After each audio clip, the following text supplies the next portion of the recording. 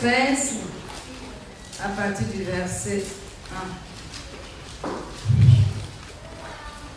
Okay. Abraham remonta d'Égypte vers le midi, lui, sa femme et tout ce qui lui appartenait, et Lot avec lui. Abraham était très riche en troupeaux, en argent et en or. Il dirigea ses marches du midi jusqu'à Bethel, jusqu'au lieu où était sa tente. Jusqu'au lieu où était sa tente, au commencement entre Bethel et Haï, au lieu où était l'autel qu'il avait fait précédemment. Et là, Abraham invoqua le nom de l'Éternel. L'autre qui voyageait avec Abraham avait aussi des brebis, des bœufs et des tentes. Et la contrée était insuffisante pour qu'ils demeurent ensemble, car leurs biens étaient si considérables qu'ils ne pouvaient demeurer ensemble. Il y eut querelle entre les bergers des troupeaux d'Abraham et les bergers des troupeaux de Lot. Les Cananéens et les Phérésiens habitaient alors dans le pays. Abraham dit alors à Lot, qu'il n'y ait point, je te prie, de dispute entre moi et toi, ni entre mes bergers et tes bergers, car nous sommes frères. Tout le pays n'est-il pas devant toi? Sépare-toi donc de moi. Si tu vas à gauche, j'irai à droite. Si tu vas à droite, j'irai à gauche. Lot leva les yeux et vit toute la plaine du Jourdain qui était entièrement arrosée, avant que l'Éternel ait détruit Sodome et Gomorrhe. C'était jusqu'à Joar, comme un jardin de l'Éternel, comme le pays d'Égypte. Lot choisit pour lui toute la plaine du Jourdain et il s'avança vers l'Orient. C'est ainsi qu'ils se séparèrent l'un de l'autre. Abraham habita dans le pays de Canaan et Lot habita dans les villes de la plaine et dressa ses tentes jusqu'à Sodome. Les gens de Sodome étaient méchants et de grands pécheurs contre l'Éternel. Verset 14. L'Éternel dit à Abraham, après que Lot se fut séparé de lui, lève les yeux et du lieu où tu es, regarde vers le nord et le midi, vers l'Orient et l'Occident. Car tout le pays que tu vois, je le donnerai à toi et à ta postérité pour toujours. Amen. Amen. Dieu avait dit à Abraham dans ce passage, regarde vers le nord et le midi, vers l'Orient et l'Occident. Car tout le pays que tu vois, je te le donnerai. Je le donnerai à toi et à ta postérité. Regarde et vois. C'est le titre de mon message en fait. Regarde et vois. Parce qu'on peut regarder sans voir. Et j'ai parcouru la Bible. J'ai vu que Dieu insiste toujours sur le voir. Parce que tu peux regarder. Quelqu'un peut te regarder sans te voir. Juste parce que bon, il a fixé le regard sur toi. Il n'a pas ses lunettes ce jour-là. Il n'a pas ses lentilles.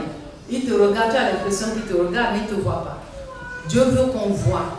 On voit avec nos yeux spirituels ce qu'il fait dans nos vies. C'est ce qu'il avait dit à Abraham. Abraham était avec Lot, son neveu. Et comme on a lu l'histoire, il y avait des querelles entre eux, entre leurs troupeaux, entre leurs bergers et les bergers de l'un et de l'autre.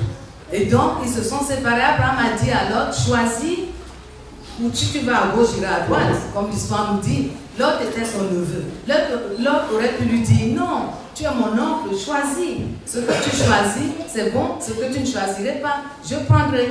Mais il a regardé autour de lui. Canaan était encore un désert. Hein? Il y avait les Phérésiens, les Cananéens, les Amoréens qui étaient. Il a regardé une belle plaine qui était arrosée par le Jourdain et tout. C'était vert. La Bible dit même que c'était comme un jardin de l'Éternel. Il a dit, c'est ça que je veux. Et Abraham n'a pas discuté. Abraham a dit, ok, je vais aller. Ou tu n'as pas pris, puisque je lui avais dit, si tu choisis d'aller à gauche, moi j'irai à droite. Et quand Abraham a dit ça, le Seigneur lui a dit, ne regarde pas à la plaine que Lot a choisie. Regarde ce que je vais te donner. Regarde et vois. Abraham, vois ce que je vais te donner. Vois. Ne regarde pas, ne vois pas. Enfin, ne vois pas ce que Lot a choisi. Et penser que c'est la fin. Vois ce que j'ai pour toi. J'ai de grandes choses pour toi. Cette terre que tu vois, je vais te la donner. Les gens disent que si Abraham avait comment on appelle ça? Le français, les jumelles. Les jumelles. Il aurait pu voir jusqu'à l'Égypte et Israël aurait pu s'étendre jusqu'à l'Égypte. Il était dans la présence de Dieu. Il était sur la montagne. Quand on est dans la présence de Dieu, on est sur la montagne. Et c'est dans la présence de Dieu qu'on peut voir vraiment ce que Dieu a pour nous. Dans la présence de Dieu, la vision est claire, elle est nette, elle est élargie. Et dans cette présence, Dieu lui a dit, au nord, au sud, tout ce que tes yeux voient, je vais te le donner. Ne regarde pas aux circonstances. Les circonstances, c'était que Lot a pris la meilleure part aux yeux des hommes, mais il y avait Sodome et Gomorrhe qui allait être détruit après. Il a pris la meilleure part, mais Dieu a dit, ne regarde pas aux circonstances, ne regarde pas à ce que Lot a pris. Vois ce que j'ai pour toi. C'est ce que Dieu nous dit aujourd'hui. Ne regarde pas aux circonstances, ne regarde pas aux choses qui n'ont pas l'air d'aller. Vois ce que Dieu a dit. Nous tous qui sommes ici, nous avons reçu chacun une parole. Il y a souvent les prophètes qui viennent ici, qui donnent les paroles aux uns aux autres, ou bien nous-mêmes. Le Seigneur nous a dit, il nous a parlé, il nous a donné des visions. Regardons à ces visions, regardons à ce que Dieu dit. Si Abraham avait été dans la vallée, il n'aurait pas pu voir aussi loin qu'il a vu. Il a vu et Dieu a établi une alliance éternelle avec Abraham et sa descendance. C'est pourquoi, peu importe ce que le monde fait, les Palestiniens ou autres, la terre d'Israël appartient à Israël. Parce que Dieu l'a donné à Abraham et ses descendants par une alliance éternelle. Amen. Au nom de Jésus. On peut regarder, il y a une différence entre regarder ou voir. Regarder, c'est porter son regard sur quelque chose. Je suis en train de vous regarder, mais sûrement je ne vois pas. Et voir, c'est percevoir.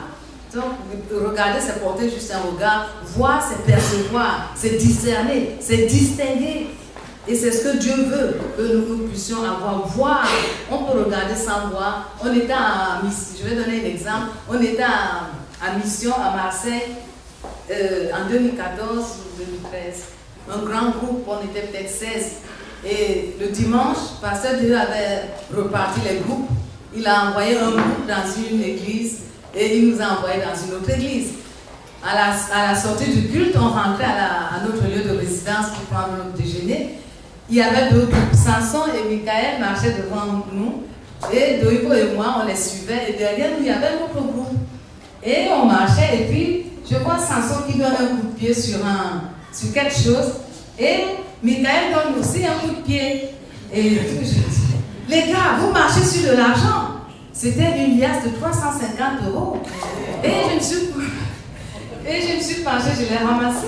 Ils disaient, ah bon, c'est l'argent. Ils regardaient sans voir. On peut regarder sans voir.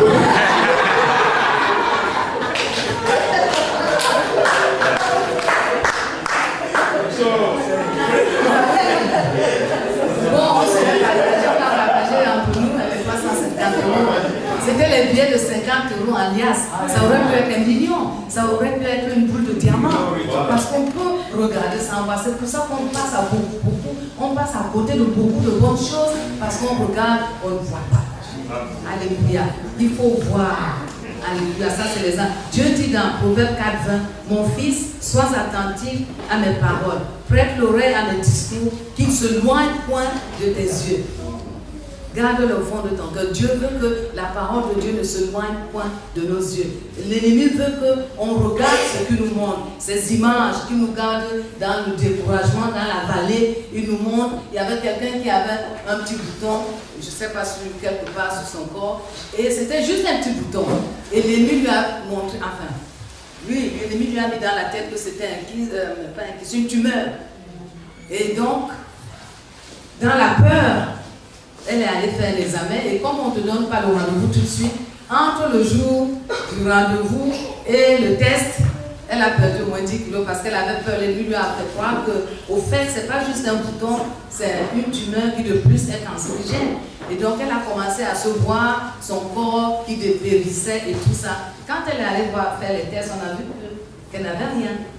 L'ennemi veut qu'on voit des choses comme il les veut. Quand on voit ce que l'ennemi nous montre, nous perdons courage. On perd courage, on se décourage, on se déprime, alors que le Seigneur a de grands projets pour nous. Le pasteur a aussi cette parole de Bessaline, que Dieu a mis en chacun de nous des dons. Il faut voir ces dons. Il y a un serviteur de Dieu qui, Dieu l'avait appelé pour gagner les multitudes, pour aller de nation en nation, prêcher l'évangile, guérir les malades. Mais c'est quelqu'un qui ne parlait pas, il était très très bête. Et dans son groupe de maison, il a dit à ces gens, le responsable du groupe de maison a dit, est-ce que chacun peut dire son appel?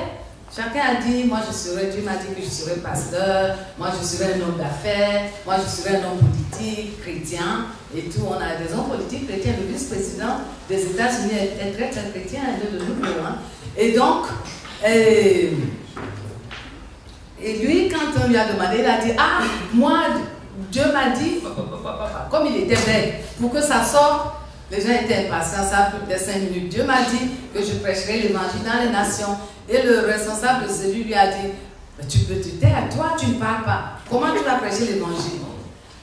Et donc il était vraiment abattu. Il allait voir son pasteur lui a dit la même chose. Son pasteur lui a dit, il faut que tu pries bien, que tu saches ce que Dieu veut que tu fasses. Mais je ne pense pas que toi qui ne parles pas, tu peux prêcher l'évangile. Pourquoi? Parce qu'il voyait dans le naturel. Il voyait dans le naturel et Dieu veut qu'on voit dans le spirituel. Alors il a dit, je ne vais pas perdre la vision que Dieu m'a donnée. Quand il sortait des cours ou du travail, du stage qu'il faisait, il allait dans le parc, il prêchait aux arbres. Il a commencé à prêcher, il a dit, ça c'est mon appel. Dieu sait que je suis belle et il m'a donné cet appel, il va sûrement me guérir. Et Dieu l'a guéri. Il a prêché l'évangile, ce pasteur Denis. Alléluia. Alléluia. Il a fait ce que Dieu l'a fait faire. Nous aussi, nous avons plein de choses que Dieu veut faire au travers de nous. Ne nous arrêtons pas aux circonstances actuelles, aux circonstances que nous traversons. Voyons, plaçons-nous sur la montagne. La Bible dit, je lève mes yeux vers les montagnes, d'où me vient le secours. Plaçons-nous sur la montagne et voyons les choses comme Dieu les voit en ce qui nous concerne. Alléluia, gloire au Seigneur. Alléluia. Quand on m'avait dit que je prêcherais, moi aussi, à un moment donné, je regardais au naturel. J'avais une responsable de celui-là à l'époque qui m'a amené à pied. Puis moi, je lui ai dit, regarde le songe que j'ai fait. Elle me dit, toi, c'est pas possible. Et tout, donc, j'ai laissé. Et puis un autre prophète est venu, il a dit, non, tu vas prêcher et tout. Et j'ai cru, j'ai commencé à croire. J'ai dit, non, si le Seigneur l'a dit dans le songe, et le prophète le confirme, il faut que je commence à travailler, à acheter la Bible, les grandes Bibles, étudier la parole et tout. Il faut coopérer avec Dieu. Quand Dieu te montre une vision, ne croise pas les bras. Il faut que tu commences à travailler et tout ça. Au nom de Jésus. Parce que quand on est fidèle dans les petites choses, le Seigneur va les agrandir. Au nom de Jésus. Alléluia. On va voir quelques exemples dans la Bible. On va voir Abraham. Abraham, Dieu lui avait dit qu'il a fait de lui un père de multitude. Voilà quelqu'un qui avait 75 ans, il n'avait pas d'enfant. Et Dieu dit, j'ai fait de toi un père de multitude. Le père de multitude, toi et ta femme, il n'y croyait pas. Il a dit, c'est pas possible. Chaque fois que Dieu lui disait ça, il riait, sa femme aussi. Alors, qu'est-ce que Dieu a fait dans Genèse 15, verset 5? Et Dieu l'a conduit dehors. La Bible dit, après l'avoir conduit dehors, il dit, regarde vers le ciel. On regarde trop en bas, on regarde trop dans la vallée. Dieu dit, regarde vers le ciel. Alléluia. Dieu est au ciel. Le Saint-Esprit est avec nous sur la terre. Dieu est omniprésent, il est ici, mais Dieu, le trône de Dieu est au ciel. Lève les yeux vers les montagnes. Dieu lui a dit, regarde vers le ciel. Arrête de regarder ton corps qui est périmé, ton corps qui est vieilli, tes circonstances, ta maladie, les rapports des médecins, et les rapports de ci et de ça. Regarde le rapport de Dieu. On chante ici que qui a le dernier mot. C'est Dieu qui a le dernier mot. Dieu, son rapport prime sur les rapports des médecins. Le rapport de Dieu prime sur tous les rapports. Alléluia, gloire au Seigneur.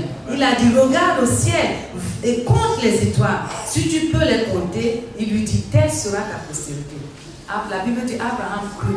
De l'image qu'il avait de lui-même d'un homme vieilli, il a eu l'image que Dieu lui a donnée, de voir les étoiles. Dieu lui dit, compte ces étoiles. À cause de cette image que Dieu lui a donnée, qu'il a cru, qu'il a mis en lui, il a eu la foi, il a cru en Dieu et cela lui fut imputé à justice. Alléluia, gloire au Seigneur. Et il est devenu ce qu'il a cru. Parce que ce que nous voyons, c'est ce que nous devenons.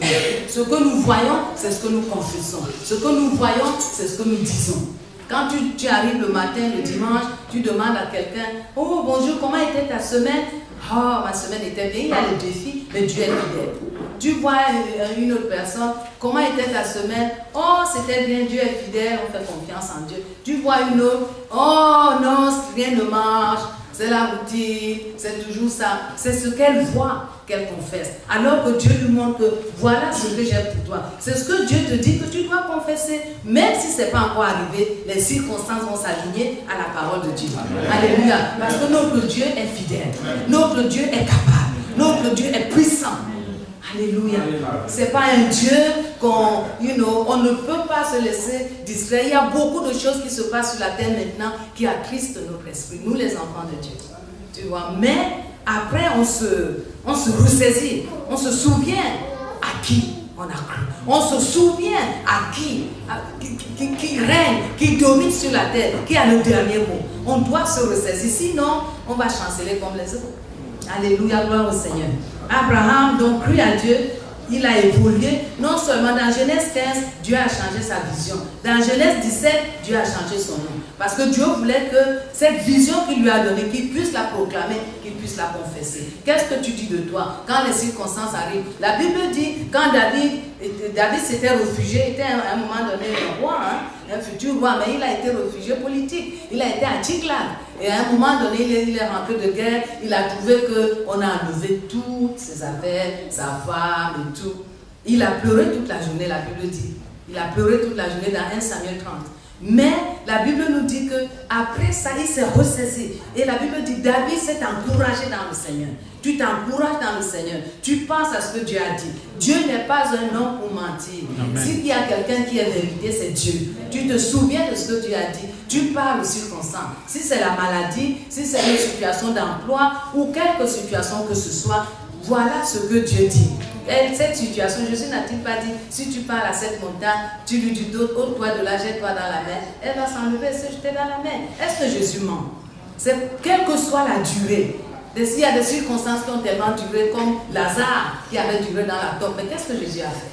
Quand Jésus est venu, la mort est devenue vie.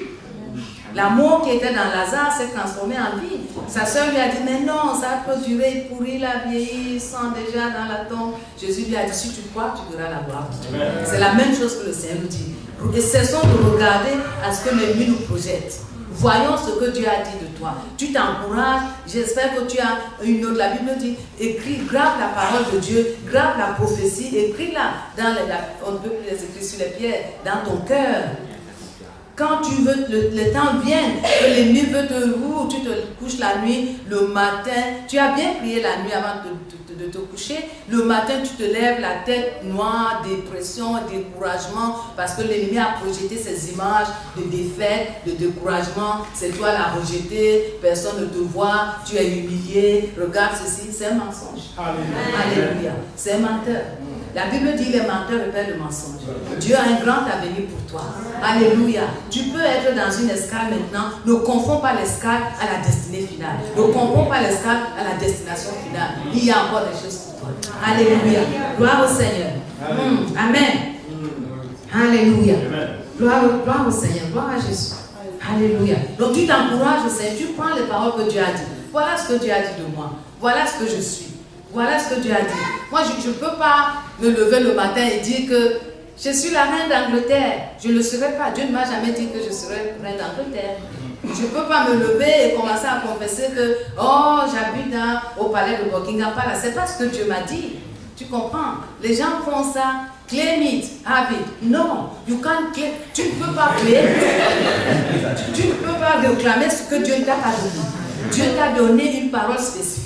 On a dit que Bessalil, il y avait plein d'enfants de Dieu. Mais Dieu a choisi Bessalil et deux autres pour leur donner ces dons spéciaux. Il en a donné à d'autres. Proclame ce que Dieu a dit de toi. Amen. Dis ce que Dieu a dit de toi. Ne dis pas ce que Dieu n'a pas dit. Parce que si tu dis, tu confesses, tu proclames ce que Dieu n'a pas dit, ça ne va pas s'accomplir. Alléluia. C'est ce que Dieu a dit. On est plusieurs ici. Il y a des hommes d'affaires que Dieu va utiliser dans le milieu d'affaires, des hommes politiques. Il y a des prédicateurs, des prophètes, des apôtres, des évangélistes et tout ça.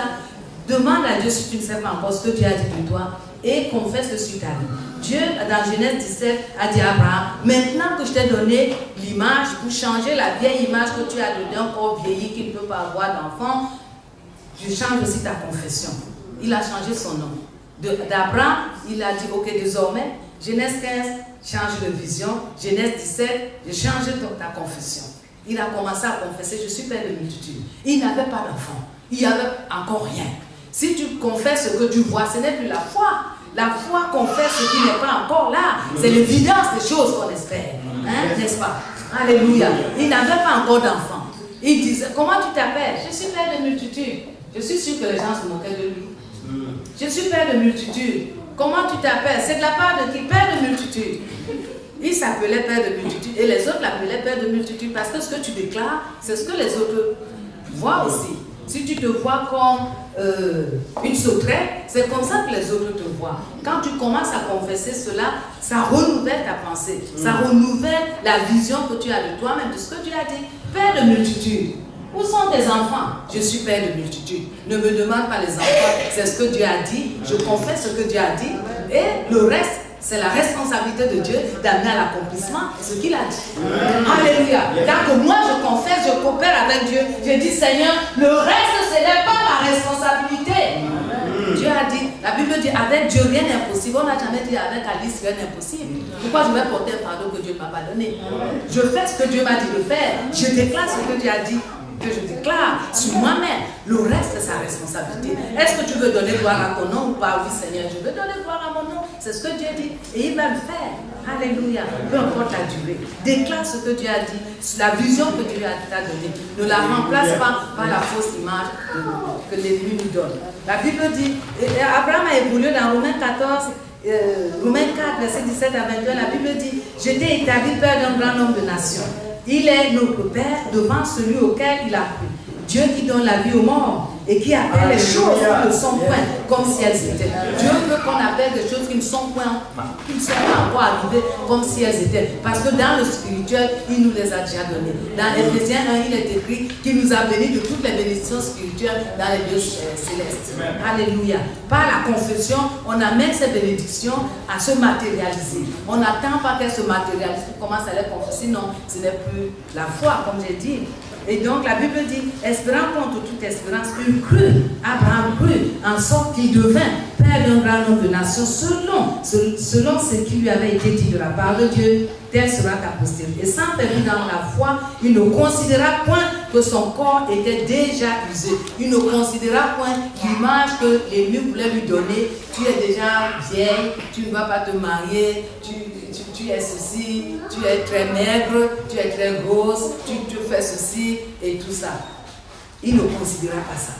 Il n'a pas considéré tout ce qui pouvait être contraire à ce que Dieu disait. La Bible dit, il n'avait pas considéré son corps vieilli puisqu'il avait près de 100 ans et que Sarah n'était plus en état d'avoir les enfants. Il ne douta point par incrédulité au sujet de la promesse de Dieu, mais il fut fortifié par la foi, donnant gloire à Dieu et ayant la pleine conviction que ce qu'il promet, il peut aussi le faire. Ce que Dieu promet, il peut aussi le faire. Alléluia. La Bible dit ne néglige pas les faibles, les débuts, les commencements. Hein? Les petits commencements. Merci. Oh là là. Gloire à Dieu. Hein? On est une église de parole et d'esprit. Hein? Et on ne néglige pas les petits commencements.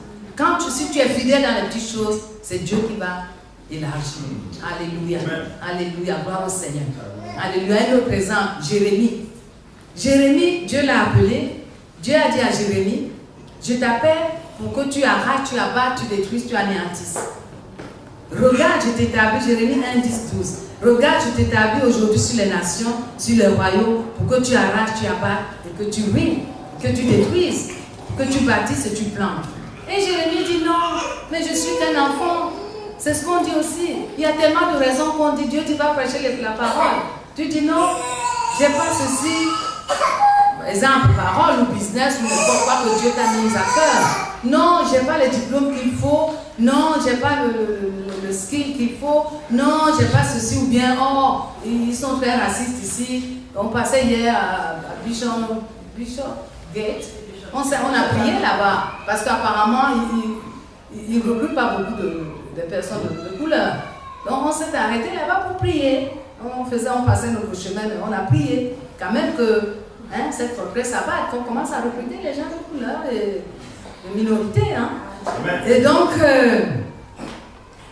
on a Tellement, même Moïse avait dit à Dieu, je ne peux pas parler. Et Dieu lui a dit, vois, qu'est-ce que tu as, vois, qu'est-ce que tu as, vois, il faut voir, qu'est-ce que tu as. Il a dit la verge. Et cette verge-là, elle peut devenir serpent. Cette verge-là, tu vas l'utiliser pour défendre la mer rouge. Alléluia. C'est parce qu'on ne voit pas. On regarde, mais on ne voit pas. Alléluia. Ne laisse pas l'ennemi détruire la vision que Dieu a pour toi. Et Dieu dit à Jérémie, oui, tu es un enfant, tu es ceci et tout ça. J'entends tes objections. Que vois-tu, Jérémie? C'est dans Jérémie 1, 10, 12. Que vois-tu? Que vois-tu, Laure? Que vois-tu, Alice? Que vois-tu, ma soeur, mon frère? Que vois-tu? Et Jérémie dit, oh, je vois une branche d'amandier. Alors il a vu, parce que Dieu l'a interpellé, il regardait, mais il ne voyait pas. Et l'Éternel lui dit, tu as bien vu, car je veille sur ma parole pour l'exécuter. Alléluia, car je veille sur ma parole pour l'exécuter. On va vite, là, je cours. Il y a tellement d'exemples dans la Bible. Même les animaux ont reproduit ce qu'ils voyaient. Dans Genèse 30, 28, 43. Vous connaissez l'histoire de Jacob? Jacob, on connaît l'histoire, hein? Je peux pas aller loin. Jacob était allé chez Laban pour épouser la fille d'une fille de Laban parce que Dieu lui avait dit, Dieu, son père lui avait dit, n'épouse pas les filles de Canaan, va épouser une fille dans la maison de ta mère. Et il est allé, il a aimé Rachel et son beau-père, la nuit, il a fait boire, il lui a donné Léa, on connaît l'histoire, hein? Et donc, il a exploité vraiment Jacob. Et à la fin, Jacob lui a dit, donne-moi mes deux femmes pour lesquelles j'ai travaillé, et maintenant, je veux partir dans mon pays. Et son beau-père lui dit, fixe-moi ton salaire. Il dit, ok, à chaque fois que je fixe, c'était vraiment un escroc. À chaque fois que je fixe le salaire, tu le changes. Maintenant, je vais fixer un salaire. Voilà ton troupeau, il était berger. Tu enlèves de ton troupeau toutes les bêtes qui sont rayées et tachetées. Tu les amènes hors du troupeau. Et c'est ce que son beau-père a fait. Il a enlevé toutes les bêtes qui avaient des taches, des rayures. Il les a emmenées d'une distance, on dit, de 3 jours de marche. Et qu'est-ce que Jacob a fait? Jacob prit des branches vertes de peuplier, d'amandier et de platane, c'est-à-dire des arbres. C'est des arbres. Il y pela des bandes branches. Vous voyez les arbres, il a fait des rayures sur les arbres. Il a enlevé la peau sur les arbres pour faire des rayures. Il y pela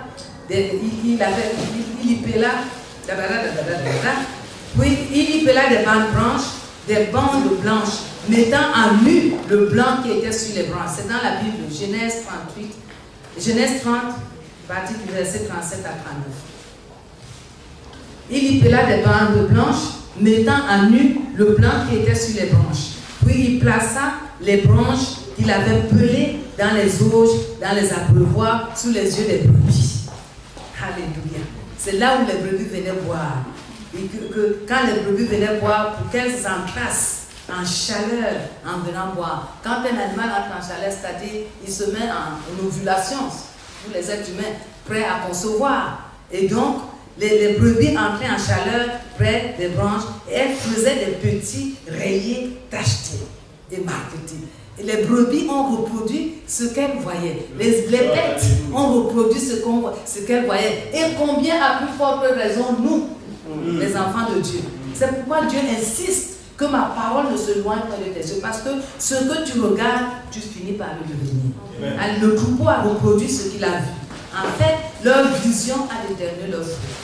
Nous aussi, notre vision, l'objet de notre attention déterminera le fruit de notre vie. Alléluia. Alléluia. Il y a plein d'exemples. Bartimée, avant que Bartimée était un aveugle. Ici, les aveugles marchent avec une canne blanche pour qu'on les discerne, on les distingue si on peut les aider, les assister. En Israël, à l'époque, ils portaient des tuniques pour qu'on les distingue aussi dans la foule. Et Bartimée avait entendu que Jésus était un faiseur de miracles. Il fait encore des miracles aujourd'hui. Il y avait une foule qui le suivait, il a entendu le bruit, il a dit, c'est qui? On lui dit, c'est Jésus. Il a dit, ah, c'est ce Jésus-là qui passe. Il y avait la foule qui suivait Jésus. La foule a toujours suivi Jésus, même avec la femme qui était atteinte de la maladie de sang. Mais ils regardaient Jésus. Ils n'ont jamais vu Jésus. Alléluia. Ils n'ont jamais vu que la solution était au milieu d'eux.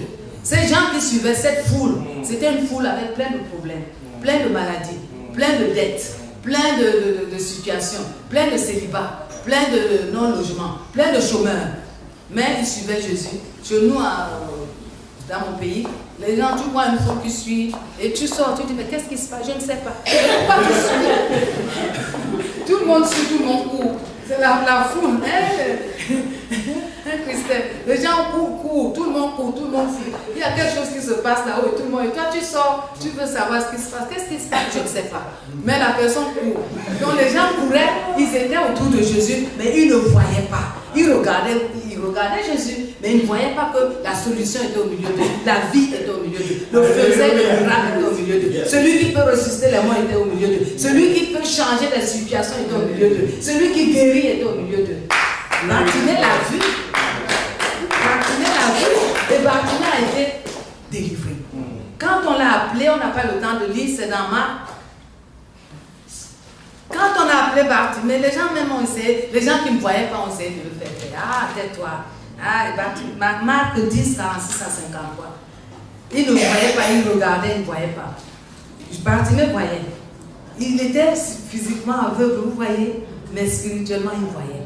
Je dis, il ne s'agit pas, je ne parle pas de la vision physique, matérielle, des choses qu'on regarde, qu'on voit. Je parle, Dieu veut qu'on voit un esprit, une vision spirituelle, que nos yeux s'ouvrent aujourd'hui, que tout voit sur nos yeux soit ouvert, pour qu'on puisse voir dans le spirituel des choses que Dieu a pour nous et qu'on coopère avec le Seigneur pour les amener à se matérialiser sur la terre, au nom de Jésus.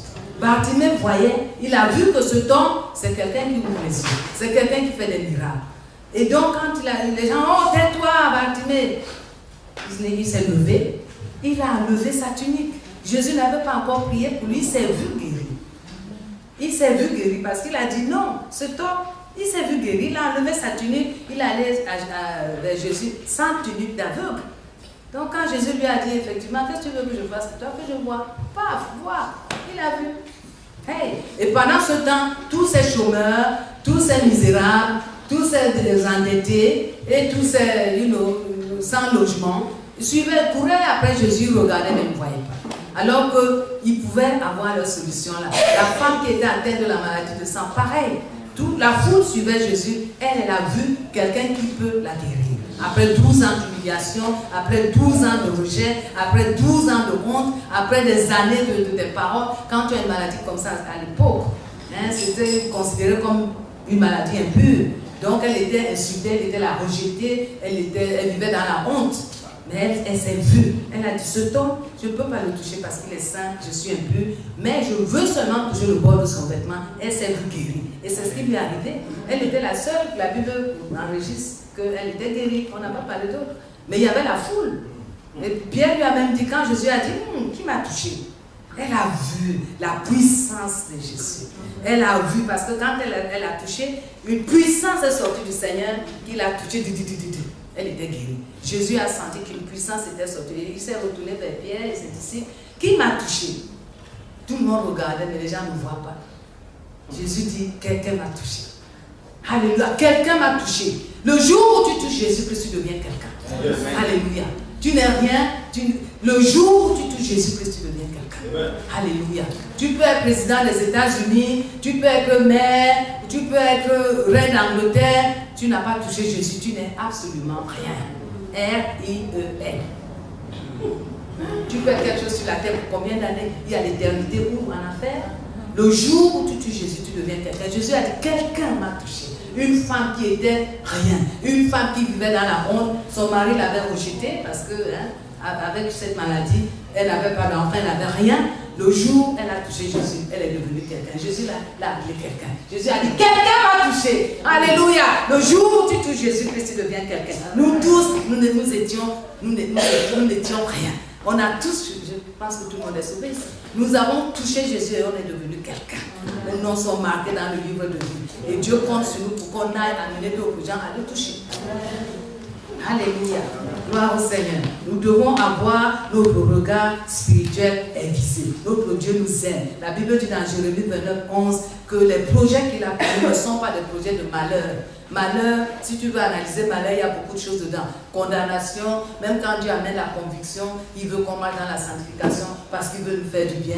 Il n'y a pas de condamnation, de culpabilité dedans. Les projets de malheur, projets de dette, de pauvreté, de célibat endurci. Il y a quelque chose, il y a une expression chez nous, on dit célibat endurci. C'est quelqu'un qui est là, qui attend. Et tout ça, on appelle célibataire endurci. D'accord? Ça, ce n'est pas les projets de Dieu. Les projets de Dieu sont les projets qui sont bons pour nous. Les projets de grandeur, d'élévation divine, les projets de bonheur. C'est ce qu'il dit. Les gens ont peur de dire bonheur. Dieu ne nous a pas appelés à raser les murs. Il nous a appelés pour que les gens voient la gloire de Dieu au travers de nous. Au nom de Jésus-Christ. Hein? Alléluia. Gloire au Seigneur. C'est des projets de bonheur afin de nous donner un avenir sûr, un avenir assuré. Comme on a chanté aujourd'hui. Et de l'espérance. Alléluia. Gloire au Seigneur. Ne nous attardons pas à regarder les circonstances actuelles, quelle que soit leur durée. Et levons-nous, la Bible dit, je lève les yeux vers le montagne. Dieu avait dit à Abraham, ne regarde pas ton corps, tu as fait la tête baissée par la honte. On dirait que c'est toi qui portes tous les malheurs du monde. Tu es là, tu as l'air debout, mais spirituellement tu es là. Et tout ça, tu dois être debout, sachant en qui tu as cru. Paul a dit, je sais en qui j'ai cru. Et je suis persuadé qu'il a la puissance de garder mon dépôt jusqu'à ce jour-là. Dieu est puissant, il est capable, il est fidèle et il nous aime. Peu importe, vraiment il faut que tu reçoives cette parole. Peu importe, les situations sont, entre guillemets, aux yeux des hommes, impossibles. Mais avec Dieu, rien n'est impossible. Ose défier Dieu. On a prêché dimanche que défions-nous. Ose te défier. Il y a plein d'exemples. La Bible dit dans Luc 11:34, ton œil est la lampe de ton corps. Lorsque ton œil est en bon état, tout ton corps est éclairé. Mais lorsque ton œil est en mauvais état, ton corps est dans les ténèbres. Qui met l'œil en mauvais état? C'est le diable. Un œil qui est en bon état, c'est un œil qui voit les choses comme Dieu les voit. C'est un œil qui est fixé sur Jésus. La Bible dit à visage découvert, contemplons le Seigneur comme au travers d'un miroir. Alors nous serons transformés par cette image-là. Alléluia, gloire au Seigneur. Merci Samson. Donc notre œil, l'œil qui est fixé sur la parole de Dieu, comme il a dit que la parole de Dieu ne se loin pas de notre œil. Cet œil-là est en bon état. L'œil qui est fixé sur Dieu voit les choses comme Dieu les voit et coopère avec Dieu pour leur accomplissement sur la terre. Mais l'œil qui est mauvais est rempli des images de Satan. Les images d'échec, les images de « oh, il y aura gain, ça va bien se faire, c'est fini pour toi. Oh, non, il n'y a pas d'espoir, tu ne peux pas, n'ose même pas essayer. » Et ce œil, on ne peut pas accepter ça. Il le fait. La Bible dit qu'il rôde comme un lion rugissant, cherchant qui dévorer. Et il nous dit que nous devons le résister avec force. Parce que son but, quand on a échappé de son royaume, puisque Dieu nous a délivré la puissance des ténèbres, de son autorité, de sa domination, et nous a transportés dans son royaume de lumière. Il se dit que bon, ils sont partis, ok, ils iront au ciel, hein, mais je vais rendre leur vie dure sur la terre. Donc il essaye par tous les moyens, parce que si on ne coopère pas avec Dieu, on peut tourner en rond jusqu'à ce que l'heure de notre départ vienne, on part au ciel. Mais c'est pas ce que Dieu veut. Dieu veut qu'on marque cette terre. Dieu veut qu'au travers de nous, son roi. Il y a deux royaumes qui se côtoient. Pourquoi on va laisser le royaume de Satan avancer? Dieu veut qu'au travers de nous, son royaume avance. Amen. Au travers de nous, que nous puissions avoir la hardiesse de proclamer, de dire que Dieu est Seigneur et Jésus-Christ est la solution. Nous ne pouvons pas regarder, voir les circonstances, parce que les circonstances empêchent de parler de Jésus. Les circonstances vont te dire, ah, tu vas parler de Jésus, tu vas dire que, et ta vie, et ta vie. Les gens disent, oh, et ta vie. Est-ce que ta vie reflète ce que tu dis? Oui, ta vie reflète ce que tu dis. Nous ne devons pas avoir la honte de dire que Jésus-Christ est Seigneur, Jésus-Christ est la solution. Même si nos circonstances ne sont pas encore en alignement avec ce que Dieu a dit pour nous, Dieu va les aligner. Mais nous devons faire ce que Dieu nous demande de faire. Cherchons d'abord le royaume de Dieu, le reste nous sera donné. Plein d'exemples dans la Bible. Alléluia, on a vu Jérémie, on a vu Jacob et ses bêtes. Maintenant, on va voir un dernier. On peut parler de Gédéon. Gédéon était quelqu'un que Dieu appelait vaillant héros. Mais vous voyez, on n'a pas le temps d'y aller de ça. Juge 6. Il se voyait comme le dernier des derniers. Il a dit, non seulement je suis le dernier, ma tribu est la dernière à Israël.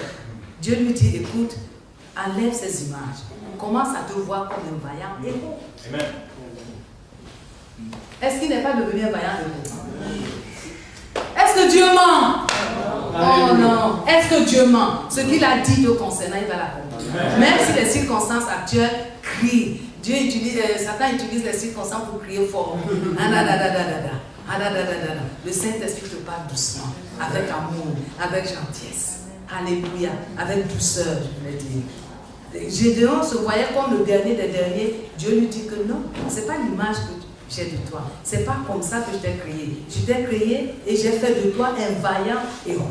J'ai fait de toi une mère de multitude. J'ai fait de toi une femme d'affaires qui va bouleverser le monde des affaires avec le skill, l'habilité que je t'ai donnée, les notions de Dieu en toi. Tu vas créer des choses que les gens du monde ne peuvent pas faire parce que tu as l'Esprit de Dieu en toi. Alléluia. C'est ça que tu dois voir. Il dit, je suis le dernier des derniers, ma tribu est la dernière. Dieu dit, tu es un vaillant héros. Commence à confesser que je suis un vaillant héros. Je suis sûr que le lendemain, il a dit, je suis un vaillant héros. Et la preuve, il a dirigé toute une armée pour battre l'armée ennemie.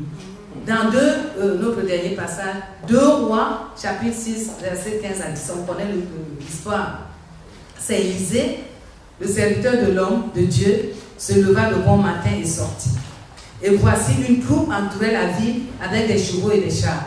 C'est les Syriens qui venaient attaquer Israël. Et ils ont, parce que le roi de Syrie a dit, il y a quelqu'un dans mon camp qui me trahit. Parce que tout ce qu'il entreprenait contre Israël, Élisée voyait et il disait aux autres. Et quelqu'un de son soldat lui dit, non, il n'y a aucun traître dans ton camp. Israël a un prophète. Oh Seigneur, donne-nous les prophètes. Enlève du milieu de nous, pas de nous qui est vivante en tout cas, de l'église sur la terre, des faux prophètes. Donne-nous des vrais prophètes, Seigneur. Alléluia. Qui voient, qui entendent. Alléluia. Le soldat dit au roi de Syrie, personne, il n'y a pas de traître au milieu de toi. Il y a un roi en Israël. Quand tu vas aux toilettes, il te voit. Tu te couches, il te voit. Dieu lui montre tout. Alors il envoie une troupe pour tuer Élisée.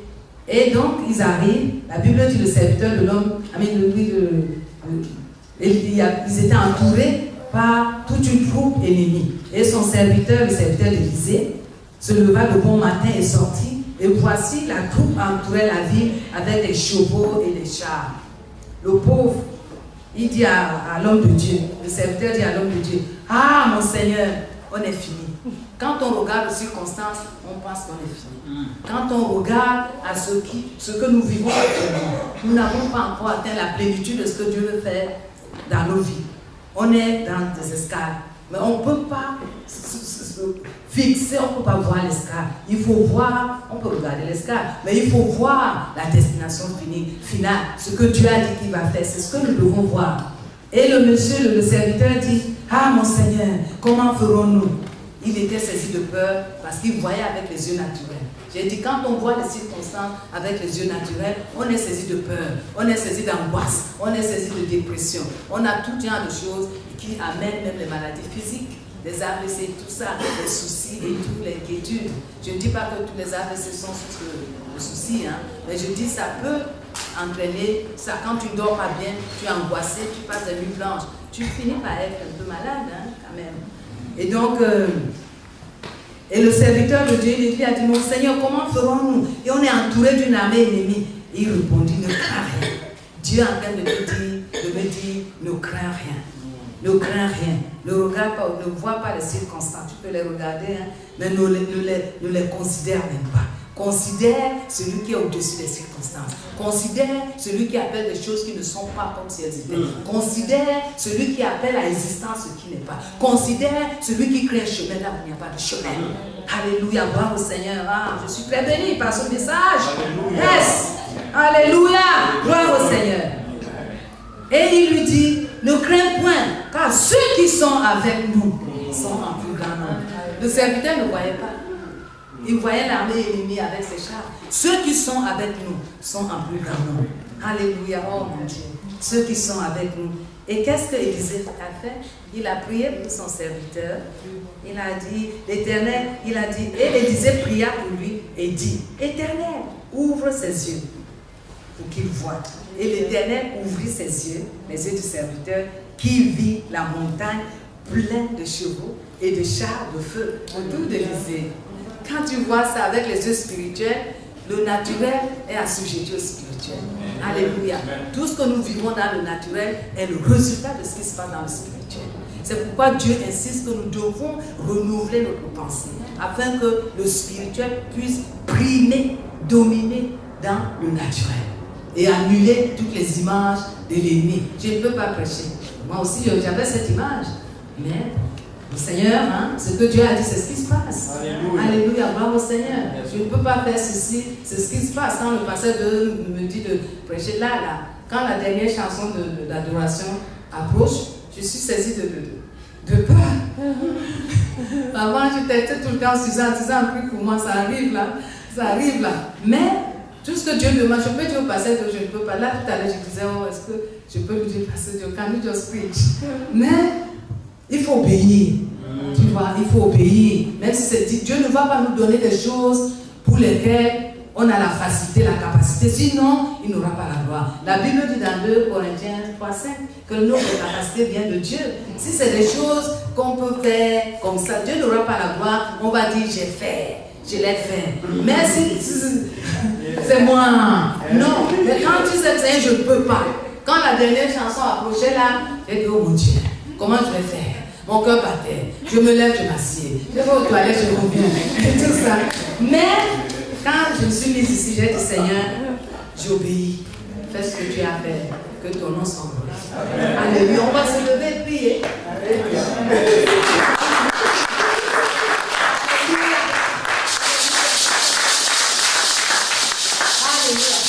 Ça, c'était pour moi. Acclamons pour le Seigneur. Je ne me dis pas les acclamations. Je suis au service, je suis à ici. Alléluia, gloire au Seigneur.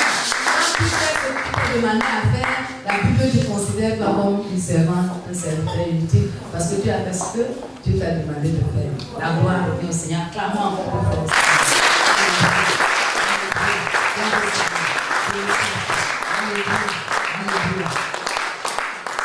Nous allons juste faire une simple prière. Comme Élisée avait prié pour son serviteur, tu vas mettre tes mains sur tes yeux et dire, Seigneur, ouvre mes yeux pour que je vois ce que je ne vois pas.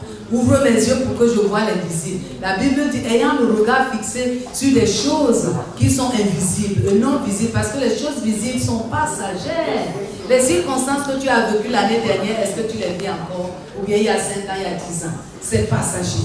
Alléluia, nous allons prier. Prie sincèrement que les écailles tombent de tes yeux. Prie sincèrement que tout ce qui couvre tes yeux soit ôté afin que tu puisses voir. Au nom de Jésus-Christ. Alléluia. Alléluia, gloire au Seigneur. Béni sois-tu. Alléluia. Tu es Alléluia. Gloire au Seigneur. Oh mon Dieu. Alléluia. Alléluia, Seigneur.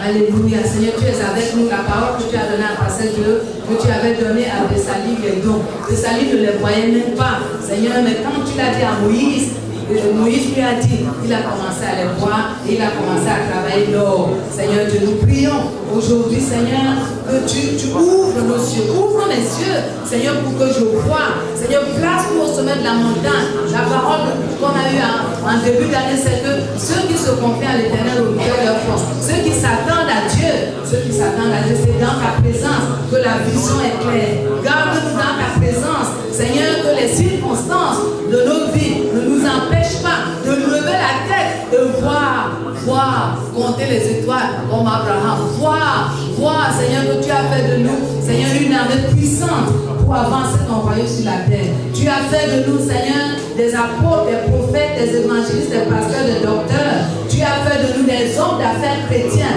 des hommes et femmes d'affaires chrétiens, hommes et femmes politiques chrétiens. Oh Dieu chrétien, Seigneur, aide-nous à voir comme tu vois. Aide-nous, élève-nous au-dessus des circonstances, au-dessus des maladies, au-dessus des rapports des médecins, Seigneur. C'est ton rapport qui compte, comme on dit, qui a le dernier mot. C'est Dieu qui a le dernier mot. C'est ton rapport qui compte. Seigneur, grave ton rapport dans notre œil intérieur. Lave notre œil pour que notre œil soit en bon état, afin que la lumière qui est en nous soit lumière. Nous te bénissons, nous te louons, nous t'adorons, nous t'exaltons, Seigneur. Au nom de Jésus, ouvre les yeux, Seigneur de mon Père, enlève le découragement que l'ennemi a amené à cause des circonstances. Enlève la dépression, Seigneur. Seigneur, inonde nos pensées de ta lumière, que ton règne se manifeste dans nos pensées, Seigneur, que nous puissions lever la tête et voir que tu nous aimes, tu es fidèle, tu es puissant et tu es capable, alléluia, d'amener à l'accomplissement des choses que tu as dit, Seigneur. Alléluia, gloire au Seigneur, alléluia, gloire à toi, Seigneur, sois béni, sois glorifié. Au nom de Jésus. Gloire, groupe de louange. Et à le dernier. On va louer le Seigneur. Hein? C'est lui qui a le dernier. Peu importe les circonstances. Jésus-Christ a assis sur le trône. Alléluia. Il verse sa parole pour la mort. Qu'est-ce que tu vois? Comment savoir ce que Dieu a mis en toi, ce que Dieu a dit de toi? Peu importe les circonstances.